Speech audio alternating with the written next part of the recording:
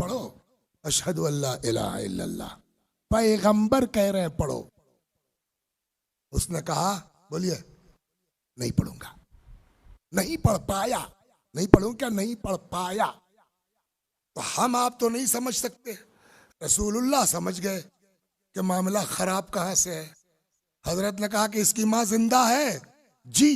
کہا بلاؤ۔ ماں آ گئی، تمہارا بیٹا ہے؟ جی یا رسول اللہ۔ ناراض ہو کیا؟ جی۔ معاف کر دے۔ نہیں کروں گی۔ کہ اس کی روح اٹکی ہوئی ہے، روح نہیں نکل رہی ہے، معاف کر دے۔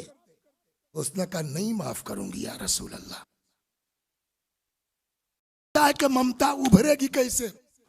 تمہارا لڑکا ہے؟ جی معاف کر دے، اس کی روح اٹکی ہے۔ کہا نہیں معاف کروں گی۔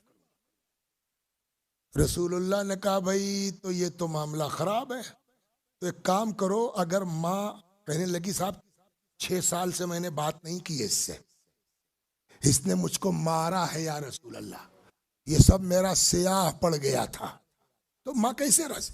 پیغمبر نے کہا ٹھیک ہے، تو بھائی اب تو معاملہ ان کا خراب ہے۔ اگر ماں راضی نہیں ہے، ایک حدیث الگ سے سنا دوں، روایت کہتی ہے بین الانبیاء والبار درجتن، انبیاء اور ماں باپ کے ساتھ نیکی کرنے والے ایک کلاس میں ہوں گے، وَبَيْنَ الْفَرَاعِنَ وَالْعَاقِ دَرَكَةٌ، اور فرعون اور عاق کے والدین جہنم میں ایک ساتھ رہیں گے۔ تو جس سے ماں باپ ناراض ہے وہ کہاں جائے گا؟ بولیے۔ تو رسول اللہ نے کہا اس کو ماں ناراض ہے، جہنم میں تو جانا ہی جانا ہے۔ تو کیا کل اور کیا آج؟ گھر والے بھی پریشان ہیں، ٹینشن میں ہیں، تو ایک کام کرو، صحابہ سے فرمایا لکڑی لاؤ، جلاؤ، آگ ڈال دو اس کو، اس میں جل ول جائے۔ کل تو جلنا ہی ہے، آج ہی جل جائے، کم از کم گھر والے تو جو ہے وہ ٹینشن فری ہو جائیں گے۔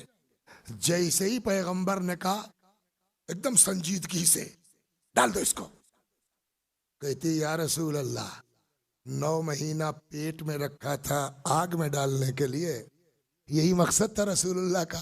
حضرت نے کہا بھائی تو میں کیا کر سکتا ہوں، اگر تم معاف نہیں کرو گی تو اس کو جہنم میں جانا ہی جانا ہے، تو کیا کل جلے، کیا آج جلے؟ تو کہتی یا رسول اللہ میں نے معاف کیا، میں نے معاف کیا، ہے نا۔ جیسے ہی اس نے کہا میں نے معاف کیا، رسول اللہ نے کہا پڑھ اشہد اللہ الہ الا اللہ، فر پڑھنے لگا۔